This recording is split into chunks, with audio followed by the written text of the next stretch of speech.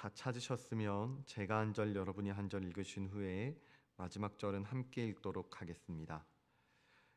요한의 제자들이 이 모든 일을 그에게 알리니 요한의 그 제자 중 둘을 불러 주께 보내어 이르되 오실 그이가 당신이오니이까 우리가 다른 이를 기다리오이까 하매 그들이 예수께 나아가 이르되 세례 요한이 우리를 보내어 당신께 여쭈어 보라고 하기를 오실 그이가 당신이오니이까 우리가 다른 이를 기다리오리이까 하더이다 하니 마침 그때에 예수께서 질병과 고통과 및 악기 들린 자를 많이 고치시며 또 많은 맹인을 보게 하신지라.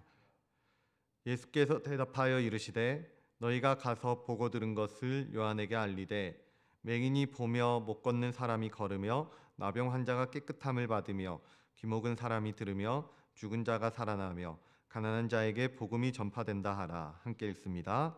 누구든지 나로 말미암아 실족하지 아니하는 자는 복이 있도다 하시니라. 아멘. 오늘의 말씀은 이제 세례 요한의 고민으로부터 이렇게 시작을 하고 있습니다.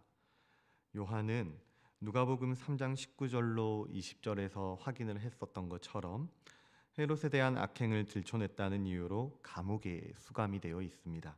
요한은 지금 감옥에 있다는 거예요. 그런데 오늘 본문의 18절이 기록하는 것처럼 제자들이 그의 눈과 귀가 되어 주었던 것 같습니다. 누가복음 7장 18절입니다. 요한의 제자들이 이 모든 일을 그에게 알리니. 이때 제자들이 알린 모든 일은 예수님의 사역에 관한 모든 일이었습니다. 요한은 감옥에 앉아서 예수님이 무슨 일을 하셨고 누구를 만나고 무슨 말씀을 하셨는지를 제자들을 통해서 듣고 있었던 것이죠. 그런데 문제는 이렇게 예수님에 대한 소문을 듣던 요한에게서 왠지 모를 의문이 피어나고 있었다는 것입니다. 그래서 두 제자를 통해 자기 마음에 있는 그 의문을 질문하기로 했고요. 그 질문을 예수님께 전달을 하는 것이죠. 자, 19절. 그 질문이 무엇인지 한번 보도록 하겠습니다. 요한이 그 제자 중 둘을 불러 주께 보내어 이르되 오실 그이가 당신이오니이까 우리가 다른 이를 기다리오리이까 하라 하매. 요한은요, 제자들을 예수님께 보내서 오실 그이가 당신이오니이까 우리가 다른 이를 기다리오리이까 라는 질문을 던집니다. 요한에게는 메시아에 대한 이해가 있었거든요. 마태복음 3장 14절을 보시면은 예수님이 세례를 받으러 세례 요한에게 나왔을 때를 기록하고 있어요. 그런데 그때 세례 요한이 이렇게 말을 합니다. 요한이 말려 이르되 내가 당신에게서 세례를 받아야 할 터인데 당신이 내게로 오시나이까. 분명 세례 요한에게는 예수님이 메시아라는 사실에 대한 믿음이 있었다라는 것입니다. 그런데 문제는 자기가 들은 예수님에 대한 소문이 자기가 기대하고 그려왔던 그림과는 달랐던 것이에요. 자기 생각과 예수님의 사역은 차이가 있었다라는 것이죠. 그래서 여쭙는 겁니다. 당신이 오실 그리스도가 맞습니까? 아니면 우리가 다른 메시아를 기다려야겠습니까? 그러자 예수님이 대답해 주시는 거예요. 누가복음 7장 21절로 23절. 마침 그때에 예수께서 질병과 고통과 및 악기 들린 자를 많이 고치시며 또 많은 맹인을 보게 하신지라. 예수께서 대답하여 이르시되 너희가 가서 보고 들은 것을 요한에게 알리되 맹인이 보며 못 걷는 사람이 걸으며 나병 환자가 깨끗함을 받으며 귀먹은 사람이 들으며 죽은 자가 살아나며 가난한 자에게 복음이 전파된다 하라. 누구든지 나로 말미암아 실족하지 아니한 자는 복이 있도다 하시니라. 사실 이 예수님이 인용한 이 구절은요, 이사야 35장과 61장에서 이사야 선지자가 예언한 내용을 성취하신 것입니다. 그런데 이사야가 이런 일을 이루실 분이 누구라고 얘기를 하고 있냐면은 이사야 61장 1절로 3절인데요. 제가 읽어드리겠습니다. 주 여호와의 영이 내게 내리셨으니 주 여호와의 영이 내게 내리셨으니 이는 여호와께서 내게 기름을 부으사. 이때 기름 부음 받은 자는 메시아를 가리키는 것입니다. 그러면은 이 구절은 주의 영을 받은 메시아의 사역에 대해서 말하겠다라는 것인데요. 그 사역이 어떤 사역인가 하니 가난한 자에게 아름다운 소식을 전하게 하려 하심이라. 나를 보내사 마음이 상한 자를 고치며 포로된 자에게 자유를, 갇힌 자에게 노임을 선포하며, 이런 사역을 메시아가 하신다는 거예요. 그래서 여호와의 은혜에 해 우리 하나님의 보복의 날을 선포하며 모든 슬픈 자를 위로하되, 이게 바로 메시아의 사역이라는 것이죠. 그러니까 메시아의 사역은 가난한 자, 마음이 상한 자, 포로된 자, 갇힌 자를 대상으로 하는 사역이었다라는 것입니다. 그러면 예수님의 대답은 기가 막힌 대답이 되는 것이죠. 왜냐하면 당신이 진짜 메시아가 맞습니까? 라는 세례 요한의 질문에 반박할 수 없는 증거로 자신의 정체에 대해서 정확하게 설명을 해주신 것이 되기 때문입니다. 백문이 불여일견이라고 그들이 보고 느끼고 경험한 것만큼 정확한 답변은 없었을 것입니다. 그래서 예수님은 너희가 보고 들은 것을 가서 요한에게 알리라, 이렇게 당당하게 말씀을 하고 계시는 것이에요. 그러면은 이 본문에서, 이 구절에서 진짜 문제는 무엇일까? 우리가 발견할 수 있어야 할 진짜 문제는 무엇일까? 라는 질문을 하게 된다면 그것은 바로 세례 요한의 그릇된 인식이다라고 얘기를 할 수가 있을 것입니다. 왜냐하면 요한은 지금 예수님이 진짜 메시아가 맞는가라는 의문 때문에 이 질문을 던지게 된 것이거든요. 그러면 요한에게는 어떠한 오해가 있었던 것이길래 이러한 의문과 질문을 던지게 된 것일까요? 정확하게 말씀을 드리자면 세례 요한의 오해는 예수님이 무엇인가를 해서 발생을 했다기보다는 무엇인가를 하시지 않았기 때문에 벌어진 오해라고 할 수가 있습니다. 쉽게 말하면 이런 거죠. 예수님이 하나님의 때야 하나님 나라를 이루어가고 계시는 것은 알겠는데, 그러면 이것들이 세워지는 과정에 적어도 이런 것들을 좀 해줬으면 좋겠다는 거예요. 어쩌면 그 나라를 위한 군대나 위원회도 좀 만들어줬으면 좋겠고, 높은 사람도 이렇게 세워주고, 우리식으로 표현하면 기도 모임도 만들고 회의도 거치면서 정책을 세워가는 이런 것들을 기대했을지도 모르겠다라는 것이죠. 그런데 기껏해서 이렇게 메시아라고 선포하고 전도도 하고 그래 놨는데 요한의 귀에 들려오는 얘기는 다른 종류의 것인 겁니다. 가난한 자를 만나고 병든 자를 고치고 어부나 세리를 만나서 제자를 삼다는 이런 얘기나 들려오고 있는 것이죠. 그러니까 요한이 기대했던 그런 메시아와는 달라도 너무나도 다른 것입니다. 한마디로 세례 요한이 생각할 때 예수님은 이것도 하고 저것도 하고 정치에도 참여하고 시대적인 발언도 좀 했으면 좋겠는데 예수님은 그러시지를 않으시는 거예요. 그래서 답답한 마음에 묻는 것이죠. 당신이 정말 오실 메시아가 맞습니까? 어쩌면은 오늘 이 요한의 질문은 우리가 일상 가운데 매일 접하고 또 생각하고 품게 되는 우리의 마음일지도 모르겠습니다. 마음대로 안 되는 자녀를 보면서, 또는 예상치 못한 질병과 사고를 겪으면서, 또는 답답한 국가의 현실을 바라보면서 우리는 주님을 향해서 당신이 정말 메시아가 맞습니까? 라고 되물을지도 모르겠어요. 그러면 한번 여쭤보죠. 우리가 정말로 원하는 복음은 무엇입니까? 우리는 어떤 메시아를 바라보고 있고 어떤 예배를 드리고 무엇을 위해 헌금을 하고 무엇을 위해 봉사를 하며 그렇게 살아가고 있습니까?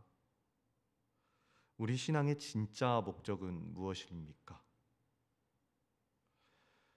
신앙생활을 하다 보면은 분명히 메시아도 알겠고 성경도 알고 예언도 알고 성취도 알겠는데 우리의 마음을 보면은 균열이 일어날 때가 있는 것 같습니다.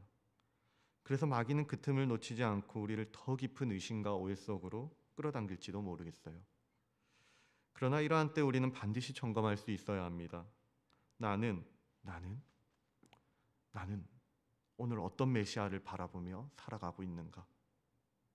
내가 바라보고 있는 메시아는 어떤 메시아이고 이 메시아는 정말로 성경이 말하고 있는 참된 메시아가 맞는가? 나는 혹시 본문의 요한처럼 주님을 내게 맞추려고 하고 있지는 않는가? 우리는 우리 교회의 이름처럼 주님을 닮아가고 주님께 맞춰가는 교회가 되어야 합니다. 내가 원하는 나만의 메시아를 만들어내고 나만의 방식으로 하나님을 정의하고 제안하며 나의 틀 안에 하나님을 가두려 하는 것은 결코 참된 기독교라고 말할 수 없습니다. 500년 전 종교개혁자들은 교회의 잘못된 전통과 권위를 거부하고 오직 성경만이 신앙의 유일한 최종 권위임을 주장했습니다. 그런데 우리가 일상 가운데에서 그 유산을 놓쳐버리게 된다면 우리는 중세에 타락한 교회의 모습과 무엇이 다르다고 할 수가 있겠습니까? 우리가 부디 우리의 오늘 하루가 성경을 기준 삼은 바른 인식 가운데 그 주님을 더 바르게 알고 그 주님을 순전히 닮아갈 수 있는 그런 하루가 됐으면 좋겠습니다. 그래서 메시아를 나에게 맞추는 것이 아니라 내가 바른 주님을 바라보고 그 메시아를 조금만 더 본받아서 살아가고 오늘은 어제보다 조금만 더 주님을 향해 한 걸음 더 내디딜 수 있고 그렇게 더 사랑할 수 있고 더 닮아갈 수 있는 그러한 거룩한 하루가 될 수 있기를 바라요. 그래서 나의 잘못된 신념이나 기준이나 고집이 있다고 한다면 그것들을 고소하고 그것들을 더 주장하고 그것들을 붙잡기보다는 십자가의 이러한 것들을 재단하고 우리 주님의 선하신 뜻을 신뢰하고 그 뜻을 더 의지하면서 또 그렇게 주님을 향해서 닮아갈 수 있는 그런 참된 제자들이 될 수 있기를 우리 주 예수 그리스도의 이름으로 간절히 축복하고 소원합니다. 기도하겠습니다.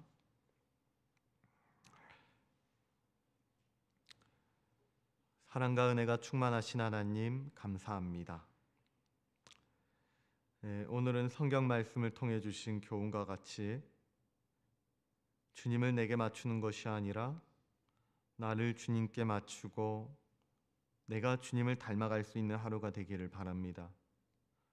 그러니 우리 안에 있는 어떤 오해와 의심 때문에 주님을 원망하고 불평하고 불신앙하고 있는 것들이 있었다 한다면 이제는 주님의 지혜와 말씀으로 깨우쳐 알게 하여 주셔서 참된 메시아이신 예수 그리스도를 바라보고 조금씩이나마 우리 인생의 삶의 방향을 맞춰갈 수 있는 은혜로운 하루가 될 수 있도록 주님 이 인생을 붙들어 주시옵소서.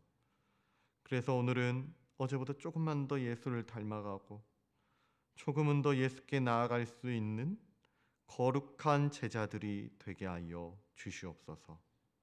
감사드리며 오늘도 부족한 우리를 지혜로 부르시고 제자로 불러주시는 우리 주 예수 그리스도의 이름으로 기도드리옵나이다. 아멘. 우리 이 시간에는 두 가지 제목을 놓고 함께 기도했으면 좋겠습니다. 먼저는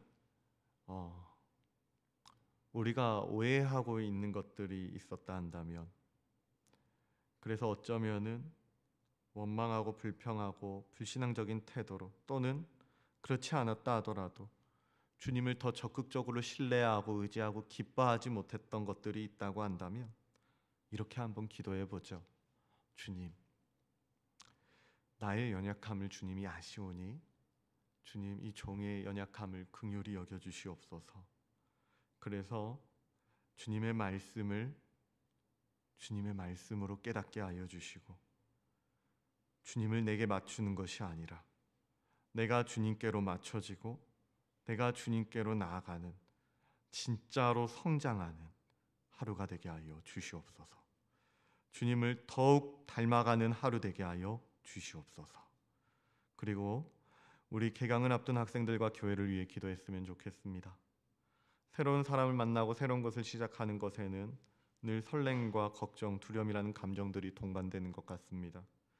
이 새로운 가운데 부디 주님이 늘 함께하여 주시고 늘 인도하여 주신다는 사실을 마음으로 믿게 하여 주셔서 우리가 광야 같은 일상 가운데서도 한치 앞을 볼 수 없는 그러한 일상 가운데서도 매일 은혜를 맛보고 매일 그 은혜 가운데 살아갈 수 있는 축복받은 공동체가 되게 하여 주시옵소서. 이렇게 기도하신 후에 우리 가져오신 기도 제목들을 가지고 하나님 앞에 기도하며 나아가도록 하겠습니다. 기도하겠습니다.